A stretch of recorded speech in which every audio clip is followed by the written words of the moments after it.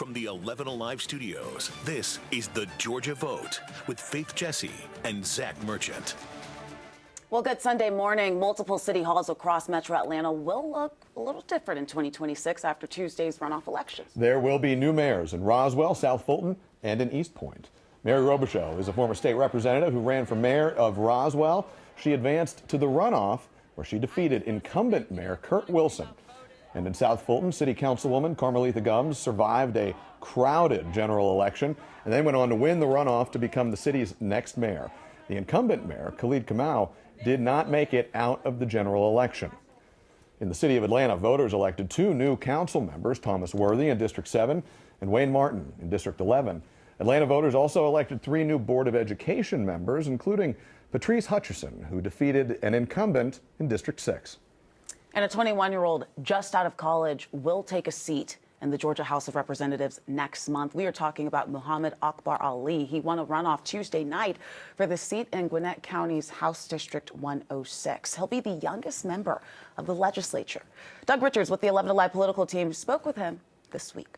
The next time gun enthusiasts in the Georgia legislature consider a bill that protects Second Amendment freedoms, there's a chance they'll hear from Akbar Ali, their newest Democratic colleague who is joining the state house at age 21. Like, take for instance, I grew up with gun drills in schools. Like, I've lived that experience. I've had my younger brothers go through that as well.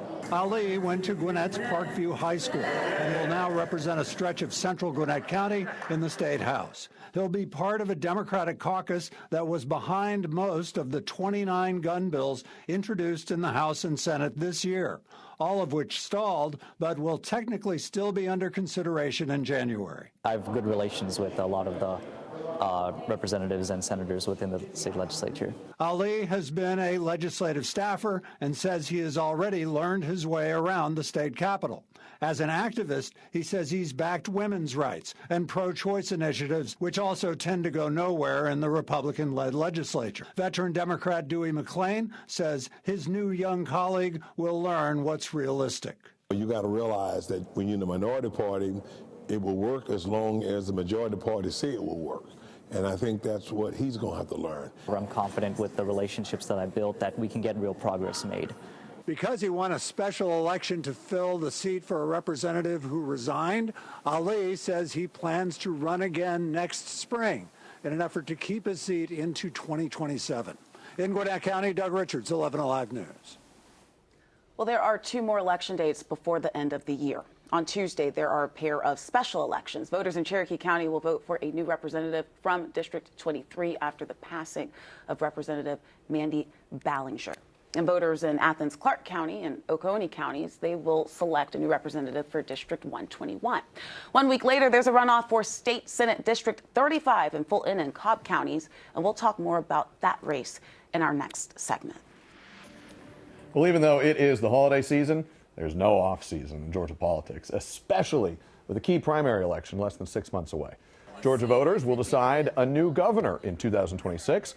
There's a crowded field of Democrats vying for the nomination, including former Atlanta Mayor Keisha Lance Bottoms.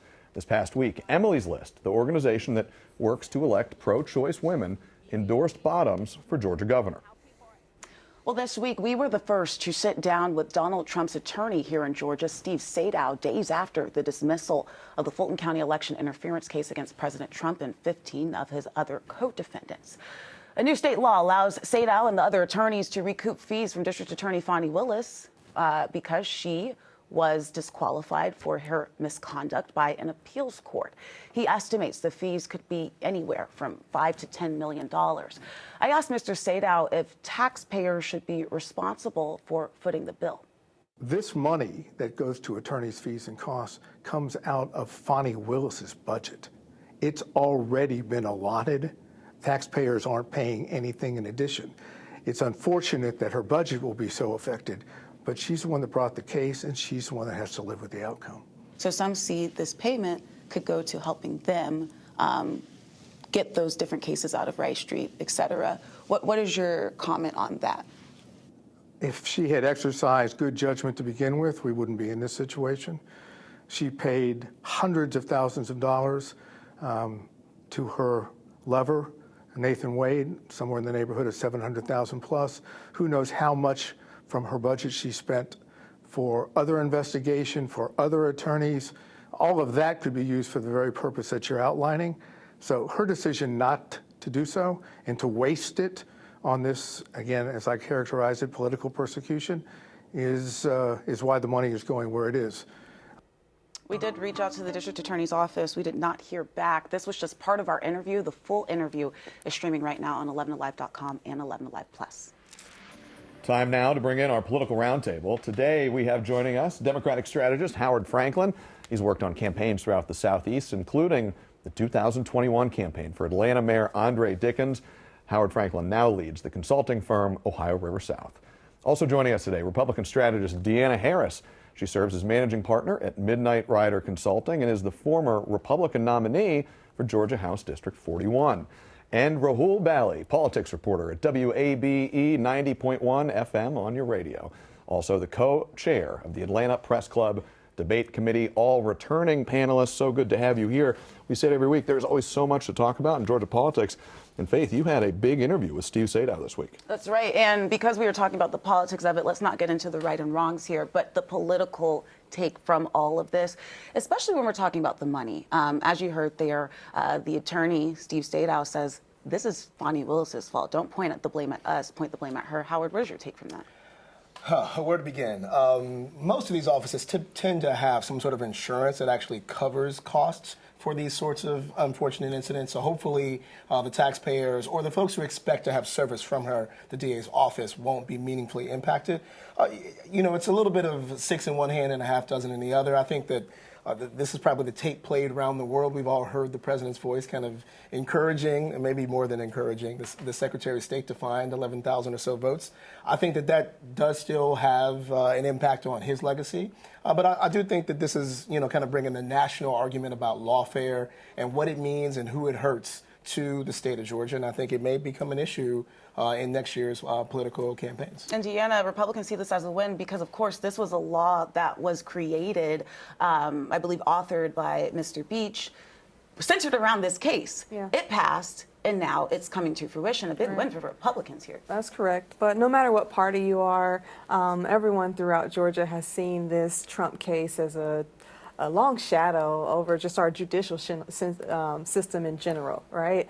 We don't want the judiciary system to become so political and be fired up from those different aspirations of people who are in elective office. So we have a long way to go, and I understand that this is a win for the defendants and the Trump's attorneys, but still, that's a big budget cut for that DA's office, who has so much to do when it comes to the people who are incarcerated in Rice Street. Mm-hmm. Rahul, let's bring you in here. You cover Atlanta politics, Georgia politics. District Attorney Fani Willis is a politician. The district attorney is an elected position. What does the ultimate outcome of this case do to her legacy and to her political future in Atlanta? I think we still have a long way to go before she even runs for election in a couple of years. First of all, we're scheduled to be in court Tuesday, the Georgia Supreme Court, for a hearing involving whether she can be subpoenaed by the Georgia legislature, the likelihood that she may appear before the Georgia legislature. Remember, there's also the New York Times reporting that there are subpoenas, federal grand jury subpoenas out for her. I don't think this story is over yet. I think there's all of this still to play out, whether it's at the Georgia legislature or a federal prosecutor coming after her. Yeah, and some people have argued that's why she's not really speaking right now, because of all of this legislation. If we could move topics, we had some runoff elections, some big wins for a lot of people. Open-ended question to any of you all: what was the biggest takeaway, the biggest win, and any surprises from you all? I'm probably a little biased, but I will say I think Mayor Dickens had the biggest win. He swept the Atlanta City Council in terms of his endorsements, both on election night and on the runoff, and also waded into a couple of the school board races and elected or helped elect some young, promising new members to the school board. But I do also think that this issue of affordability continues to kind of ring true throughout our politics, and I imagine it will spill over from election night into next year's legislative session, as well as into our primaries and general election. Affordability might be the word of at least this roundtable for many months now. Yes. In 2024, it was a big issue in the presidential, in the PSC race back in November. Statewide, it was a big deal. Howard, you're saying it was a big deal in municipal races too. Deanna, do you agree? I do agree, but For my takeaway, I think that the election of so many young folks nowadays, right? 21-year-old elected in Gwinnett County. So as a lobbyist, that's kind of concerning sometimes because I don't know that they have the leadership in that party to be able to guide the young people along the way of how they should, how the process goes. Right? It's a very difficult process at the legislature and not easy to understand. And you definitely have to go under someone's wing when you're getting there, especially at 21. I mean, I don't even know what I was doing at 21. I didn't want to be elected, that's for sure. Well, last word, we got about 30 seconds. You know what? It's same true for reporters who come down to the state capitol, learning the process. It really does take a legit year. For a lot of people, it takes 2 years to just even understand that whole process. And we see that with veteran reporters and veteran lawmakers who are coming to the state capitol for the first time. So a lot to learn for anybody who's coming down. Well, they were elected. Big shoes to fill real quick. On that note, we will be right back after this commercial.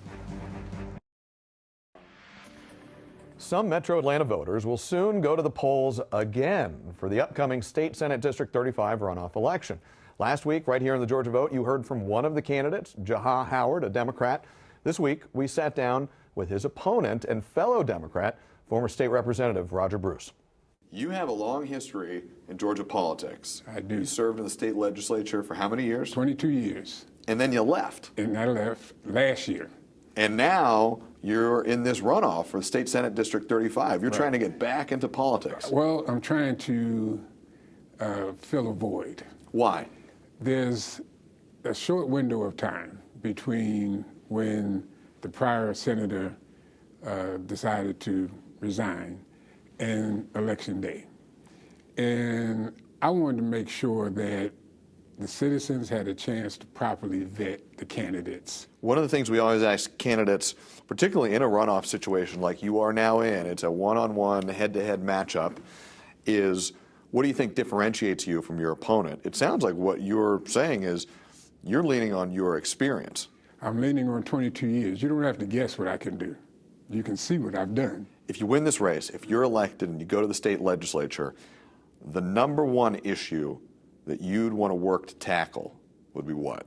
Okay, that's not a valid question. Tell me why you think that. Because there's a lot of things that need to be done. And one person can't do all of it. You have to have a team of people, and then you have to have the relationships with others to get things done at that capital. The way you ask that question, it implies that I have the authority as a senator to say, do this, and it gets done. Well, you can advocate for things. You can be a champion for things. That's the difference. You can be an advocate for it, but that wasn't the question you asked. I was saying, what's the number one issue you would tackle? So which one would you advocate for? I'd advocate for a couple of them, but one of them would be voting. None of this works without a proper voting system. And we had a president of the United States in Pennsylvania, and you probably saw this, say, I could not have won this election had it not been for Musk's knowledge of voting machines and computers. What that told me was that they fixed the election. Is it your belief that the 2024 election was fixed? What I'm saying is that the president said it was fixed. You think the president rigged the 2024 election? I'm saying he said he did. I'm just quoting him. Now, when we use the word quote, I mean, he has not said that. Yes, he has. It's there. It's on film. He did say it. He didn't say I rigged it. He said I could not have won it if not for the knowledge of Musk, not for his knowledge of voting machines, and the he said his term was for the voting machines and computers. That's what he said. So I'll leave that to whoever heard the same thing, and a whole bunch of people heard it. I'll let them decide. There have been no investigations or criminal allegations or anything against President Trump for what you were saying. But it should have been. And you asked me what was on my mind. Voting is on my mind. Making sure that the system is run properly. I want to make sure, or at least attempt, to make sure that there's money in that budget to pay for people to monitor our elections and make sure that they're run fairly. Now, that is just a part of our conversation. You can watch our full interview streaming right now on 11 Alive Plus. We are back now with our Politics Roundtable. Always a lot to talk about in Georgia politics. We've got this state Senate runoff coming up in a couple weeks. We just saw that interview. We saw the interview last week of his opponent. What are going to be the driving factors in this District 35 runoff? I would just say, as a Democrat, I guess these are races that have featured Democrats most recently. I think we've been a little surprised at how robust turnout's been. I imagine there's a meaningful discussion being had. Both the candidates for this office have held elected office in the past, so I know they're working really hard. But the challenge, as you guys might note, is that you're running during the holidays, and it's difficult to hold the attention of voters when they're cutting turkey from Thanksgiving or getting ready for shopping for Christmas. So I imagine the turnout is going to be really on the lips of both these candidates. And Raul, I want to bring you in here too, because last week, Jaha Howard, who's running against him, mentioned something that has kind of been whispered in circles, that Mr. Bruce is just saving this spot for someone else. He actually addressed this in the interview, saying, "I'm not doing that." What are you hearing in your circles about this? Look, first of all, on the race itself, the focus is turning out whatever voters you can. As for who, we're really not going to know until qualifying in March to see who else jumps into this race.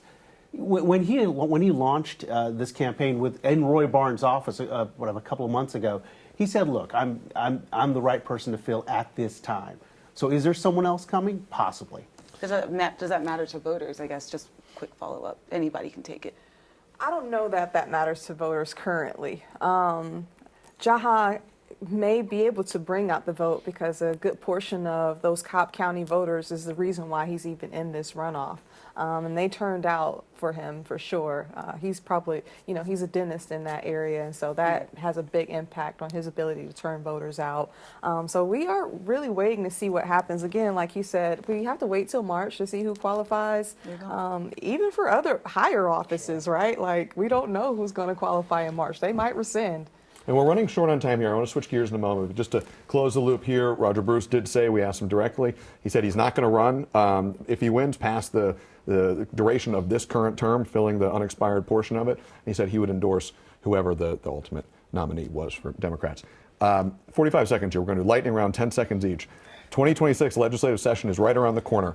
Number one issue you think we should be watching for would be what? Said it before, I say it again, affordability. Democrats will take a much different tact at it than Republicans will. I think we've already heard proposals for rolling back the income tax from Republicans. We've heard a number of raft of issues from Democrats, but it's going to stay on the lips of everybody. Moderator privilege. So I'm going to agree with that. Definitely the tax, the income tax is definitely going to be number one. But also in a close number two, chronic absenteeism for our public schools is a huge issue and something that's been discussed all summer. 10 seconds, Rahul. I'm watching the state budget for any kind of cuts that's coming from the federal government that may have to be backfilled by the state, like food stamps and Medicaid. There you go. Guys, thank you all very much. We're going to go to a quick break. We'll be right back after this.